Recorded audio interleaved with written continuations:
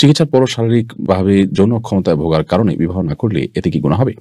অনেকে বলে চুল কাটার পর গোসল না করে ঘরে ঢোকা যায় না। তাদের কথা কতটুকু সত্য? আমি চিরকুমার থাকতে চাই। আমাকে রোজা রাখার পাশাপাশি আর কি আমল করতে হবে? মহিলাদের মাথার চুল বিক্রি করা যাবে কিনা?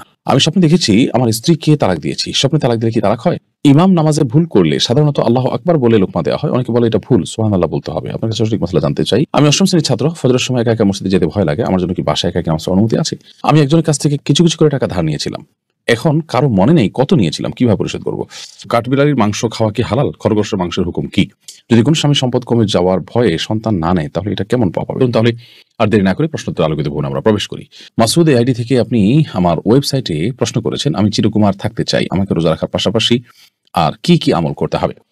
দেখুন, প্রথম কথা হলো ভাই মাসুদ, চিরকুমার থাকা এটা কোনো কোরআন হাদিস কর্তৃক নির্দেশিত কিংবা প্রশংসনীয় কোনো বিষয় নয় যে আপনি বিয়ে করবেন এর ভিতরে কোনো কল্যাণ বা সওয়াব আছে।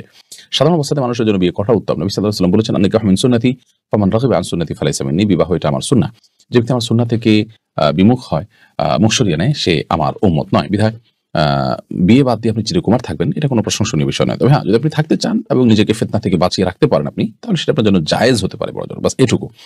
তো একটা হলো আপনার জন্য এটা হতে পারে অনুমোদিত, আরেকটা হচ্ছে অনুত্তম। দুইটার মধ্যে কিন্তু পার্থক্য আছে। বিধায় আমরা বলবো আপনাকে যে বিয়ে শাদী করবেন সেটাই উত্তম। প্রায় সমস্ত নবী রাসূলগণ বিবাহ শাদী করেছেন, সংসার করেছেন। এর মধ্য দিয়ে তারা ফাঁক দিয়ে তারা ইবাদতবন্দি করেছেন, সেটাই উত্তম। হ্যাঁ, এক দুজন নবীর কথা কোরআনে আল্লাহ তাআলা বলেছেন যে তারা বিবাহ শাদী করেননি। যেমন ইয়াহইয়া আলাইহিস সালাম হাসুর বলেছেন আল্লাহ তাআলা তাকে, তিনি বিবাহ শাদী করেননি। বিধায় এরকম এক দুজন আছেন, আর সবাই কিন্তু বিয়ে শাদী করেছেন। আমাদের নবী সাল্লাল্লাহু আলাইহি ওয়াসাল্লাম করেছেন, যাকে আমরা অনুসরণ করব। বিধায় বিয়ে শাদী করাটাই উত্তম। তারপরও আপনি যদি থাকতে চান নিজের কোনো বিশেষ হিকমতে, বিশেষ কোনো যৌক্তিক কারণ থাকে তাহলে সেটা ভিন্ন বিষয়। আর রোজা রাখার পাশাপাশি আপনি যে সমস্ত আমলগুলো করবেন সেটা হলো নফল আমলগুলো করবেন। ফরজগুলো তো করতেই হবে, হারাম থেকে তো বাঁচতেই হবে। এর পাশাপাশি রোজা রাখার পাশাপাশি অন্যান্য যে তেলাওয়াত, জিকির, আজকার এসব আমলগুলোকে আপনি করতে থাকবেন। বিশেষ করে সালাত, এটা বান্দাকে আল্লাহর সবচেয়ে বেশি নৈকট্য এনে দেয়। আর নফল এবং অতিরিক্ত যে আমলগুলো আছে এগুলো বান্দার সঙ্গে আল্লাহর নৈকট্যের সম্পর্ক তৈরি করে দেয়। মহিলাদের মাথার চুল বিক্রি করা যাবে কিনা? না, মহিলাদের মাথার চুল কেন, শরীরের অন্য কোনো অঙ্গ প্রত্যঙ্গ, অন্য কারো পুরুষদেরও কোনো অঙ্গ প্রত্যঙ্গ বিক্রি করা জায়েজ নাই। তবে কারো যদি প্রয়োজন হয় সেটি দান করা যেতে পারে, কিন্তু বিক্রি করা জায়েজ নাই। কারণ এই সমস্ত অঙ্গগুলো প্রথমত আল্লাহ তাআলা, দ্বিতীয়ত হলো যে মানুষের এই শরীরের প্রতিটি অঙ্গকে ইসলাম মর্যাদা দিয়েছে। আল্লাহ বলেছেন, ওয়ালাকাদ কাররামনা বানি আদম, আমি আদম সন্তানদেরকে মর্যাদা দিয়েছি, সম্মান দিয়েছি। অতএব সেই সম্মানের অংশ হিসেবে মানুষের শরীরের কোনো অংশ বিক্রি করা যাবে না। এটা বিক্রি করা মানে তাকে অপমান করা, তাকে অসম্মান করা। আমি স্বপ্নে দেখেছি আমার স্ত্রীকে তালাক দিয়েছি। স্বপ্নে তালাক দিলে কি তালাক হয়? বিষয়টা নিয়ে খুবই আমি বিচলিত, দয়া করে চিন্তামুক্ত করবেন। ভাই, স্বপ্নে যদি তালাক দেওয়া হয় তাহলে সে তালাকের কোনো ভ্যালু নেই এবং এর কারণে তালাক পতিত হয় না। কারণ স্বপ্ন এটা তার নিয়ন্ত্রণে নয়, তিনি স্বেচ্ছায় করেছেন, ব্যাপারটি সেরকম নয়। বিধায় স্বপ্নে কেউ তালাক দিতে দেখলে যে স্ত্রী তালাক হয়ে যায়, ব্যাপারটা সেরকম নয় এবং এটার জন্য কোনো কাফারা বা ক্ষতিপূরণ দিতে হবে যে এরকমও নয়। স্বপ্ন নিছকই স্বপ্ন। বিধায় সেটা কোনো স্বপ্ন ব্যাখ্যাতা থেকে কোনো ইন্ডিকেট পাওয়া যায় কিনা তিনি জানতে পারেন, অথবা যদি এরকম কোনো ইন্ডিকেট না পাওয়া যায় তাহলে সেক্ষেত্রে এটা নিয়ে এত পেরেশান হওয়ার কোনো কারণ নেই। খোলাসা কথা হলো, স্বপ্নে আপনি আপনার স্ত্রীকে তালাক দিতে দেখেছেন, কাউকে বিয়ে করতে দেখেছেন, কারণ না বিয়ে হবে না তালাক হবে, এটা নিয়ে অরিড হওয়ার বা পেরেশান হওয়ার কিছু নেই। আমি অষ্টম শ্রেণীর ছাত্র। ফজরের সময় একা একা মসজিদে যেতে ভয় লাগে। আমার জন্য কি বাসায় একা একা নামাজ পড়ার অনুমতি আছে? যদি কেউ সাথে না থাকে এবং সত্যিই সেটি ভয়ের কারণ হয় তাহলে সেক্ষেত্রে বাসায় অন্যদেরকে নিয়ে জামাতের সাথে সালাত আদায় করবে এবং কাউকে না কাউকে সঙ্গী বানিয়ে নিবে, যাতে করে নিয়মিত থাকে, নিয়ে মসজিদে সালাত আদায় করা এবং ভয় দূর হয়। নিয়মিত সিস্টেম বানানোর সুযোগ নেই যে ভয় হয় অজুহাত তিনি বাসার সাথে সালাত আদায় করছেন, বরং ভয় হলে অন্য কাউকে সাথে নিয়ে আপনি সালাত আদায় করবেন। হ্যাঁ, যদি এরকম লোক না থাকে তাহলে আপনি বাসায় নামাজ পড়লেন, হতে পারে সেটা আপনার জন্য জায়েজ এবং সেটা সীমিত সময়ের জন্য। এরপর প্রশ্ন হলো, কাঠবিড়ালির মাংস খাওয়া কি হালাল? খরগোশের মাংসের হুকুম কি? কাঠবিড়ালি এবং খরগোশ এই দুইটার বিধান দুই রকম। কাঠবিড়ালির গোশত খাওয়া জায়েজ হবে না, হালাল হবে না। এর কারণ হলো যে সমস্ত জীবজন্তু হিংস্র জীবজন্তুর সংজ্ঞায় পড়ে সেগুলোর গোশত খাওয়া ইসলাম শরীয়তের দৃষ্টিকোণ থেকে হালাল হয় না। হিংস্র জীবজন্তু বলতে যারা নখ এবং দাঁত দিয়ে ছিঁড়ে ফুঁড়ে খায় তাদেরকে হিংস্র জীবজন্তু ধরা হয় এবং এই হিংস্রতার যে ডেফিনিশন ফোকায়ে কেরাম দিয়েছেন সেটার আলোকে আপনার কাঠবিড়ালির গোশত খাওয়া হালাল হয় না। আর এর বাইরে খরগোশের গোশত এটি খাওয়া হালাল। নবী করিম সাল্লাল্লাহু আলাইহি ওয়াসাল্লাম যে খেয়েছেন, সাহাবায়ে কেরামকে খাওয়ার অনুমতি দিয়েছেন। বিধায় খরগোশ এর গোশত আমরা খেতে পারবো, কিন্তু কাঠবিড়ালির গোশত আমরা খেতে পারবো না। কাঠবিড়ালি সহ এই জাতীয় অনেক প্রাণী আছে যেগুলো মানে আমরা প্রচলিত অর্থে হয়তো হিংস্র নাও বলতে পারি, কিন্তু ফুকায়ে কেরাম হিংস্রতার যে বা হিংস্র প্রাণী হওয়ার জন্য যে ডেফিনিশন দিয়েছেন তার মধ্যে এটি পড়ে যাওয়ার কারণে সেটি খাওয়া হালাল নয়। ইমাম নামাজে ভুল করলে সাধারণত আল্লাহ আকবার বলে লোকমা দেওয়া হয়। অনেকে বলে এটা ভুল, সুবহানাল্লাহ বলতে হবে। আপনার কাছে সঠিক মাসলা জানতে চাই। জি ভাই, আল্লাহু আকবার বলে লোকমা দেওয়াটা ভুল।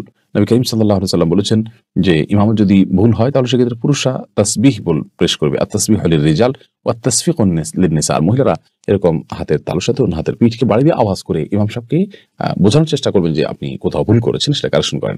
আর যদি পুরুষ হয় তাহলে সেক্ষেত্রে সুবহানাল্লাহ বলে উঠবে। সুবহানাল্লাহ এটা আশ্চর্যের সময় বলে মানুষ, মানে আল্লাহ তাআলার পরিচিতি জ্ঞাপন করছে, আরে আপনি ভুল করছেন, এই টাইপের আর কি বিষয়টা। অতএব সুবহানাল্লাহ বলতে হবে, আল্লাহু আকবার নয়। আল্লাহু আকবার যদি বলেনও নামাজ হয়ে যাবে, কিন্তু সুন্নাহ হচ্ছে সুবহানাল্লাহ বলা। আমি একজনের কাছ থেকে কিছু কিছু করে টাকা ধার নিয়েছিলাম। এখন কারো মনে নেই কত নিয়েছিলাম, কিভাবে পরিশোধ করব? আল্লাহ মাফ করুন, আপনি অল্প অল্প করে যদি অনেক টাকা ধার নিয়ে থাকেন এবং কোনো মনে নেই, তাহলে আনুমানিক একটা ফিগার আপনাকে বের করতে হবে যে এর বেশি হবে না। তাহলে সেক্ষেত্রে সেটা আপনি পরিশোধ করলে ইনশাআল্লাহ বিদিনিল্লাহ আপনি দায়মুক্ত হবেন। অনেকে বলে চুল কাটার পর গোসল না করে ঘরে ঢোকা যায় না, তাদের কথা কতটুকু সত্য? না, এটা সঠিক কোনো কথা নয় যে চুল কাটার পরে ঘরে ঢুকতে হলে গোসল করে ঢুকতে হবে, এমন কোনো কথা নেই।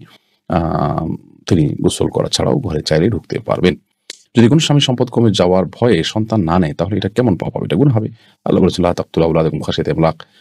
সম্পদ কম কিংবা সন্তানকে কি খাওয়াবে এই ভয়ে তাদেরকে হত্যা করুন, আল্লাহ তাআলা বলেছেন। অতএব সম্পদ কমে যাবে এই ভয়ে আপনি সন্তান নিলেন না, এই জন্ম নিয়ন্ত্রণের এই কারণে জন্ম নিয়ন্ত্রণ এটাকে ফুকাহা ইকরাম জায়েজ বলেন না। হ্যাঁ, স্ত্রীর শরীরের অসুস্থতা কিংবা পরিবেশগত অসুবিধা ইত্যাদির কারণে আপনি সন্তান সীমিত সময়ের জন্য নিয়ন্ত্রণ করলেন, সন্তান গ্রহণ করলেন না, সেটা জায়েজ হতে পারে।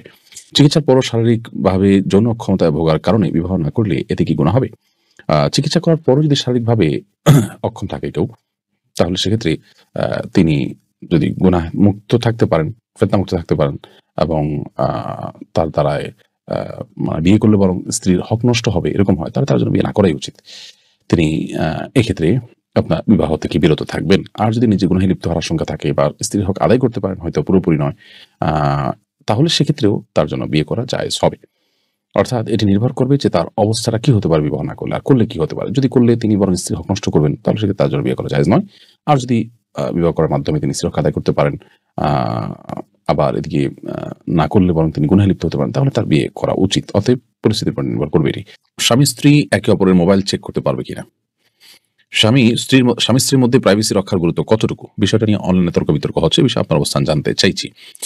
দেখুন, একটা হলো যে একজন অন্যজনের নিশ্চিতই কোনো ভুল এবং ভ্রান্তির পথে চলে যাচ্ছে, এরকম চূড়ান্ত আলামতগুলো প্রকাশিত হচ্ছে, তখন তাকে সতর্ক করবার জন্য কিংবা তার বিপদ থেকে তাকে বাঁচাবার জন্য যদি এরকম কোনো উদ্যোগ নেওয়া হয় যে তার মোবাইল চেক করা হচ্ছে বা দেখা হচ্ছে তার কোনো বিপদগামীদের পথে সে যাচ্ছে কিনা, তাহলে সেটা জায়েজ হতে পারে। ইন্নামাল আমালু বিন্নিয়াত, নিয়তের উপর নির্ভর করবে। আর শুধু সন্দেহের বশে অথবা অহেতুক আপনার কোনো গ্রহণযোগ্য এবং শক্তিশালী আলামত ছাড়া শুধুমাত্র মনে হচ্ছে তাই আপনার তার মোবাইল চেক করা বা এটার উপর ভিত্তি করে আপনার প্রাইভেসি লঙ্ঘন করা, সেটা কিন্তু উচিত হবে না। কারণ এই জাতীয় বিষয়গুলো নিজেদের সম্পর্ককে আরো নষ্ট করে দেয়। বিধায় আপনি যখন একেবারে সুনির্দিষ্ট আলামত পাবেন এবং জোরালো আলামত পাবেন, বলতে গেলে অনেকটা মানে আপনার কাছে প্রমাণিত, এরকম বিষয়গুলোকে আরো প্রমাণিত করবার জন্য এবং প্রমাণিত করে তাকে হেয় করা নয়, বরং তাকে ক্ষতির হাত থেকে বাঁচাবার জন্য উদ্যোগ নিলে সেটি জায়েজ হতে পারে। এটি আমার ক্ষুদ্র জ্ঞানের আলোকে আমার ধারণা।